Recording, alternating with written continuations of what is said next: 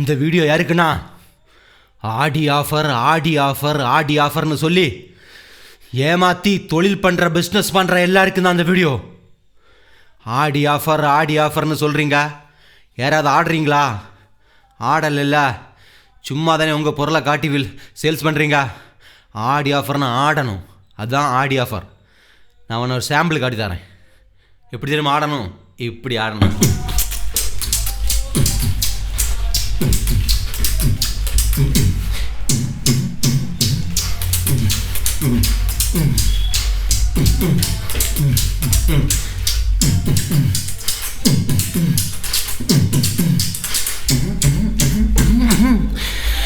இந்த மாதிரி ஆடி ஆடி வீடியோ போடணும். அப்போ தான் மக்கள் நம்புவாங்க இதுதான் ஆடி ஆஃபர்னு. ஆடினா ஆடி போடுறது தான் ஆடி ஆஃபர்.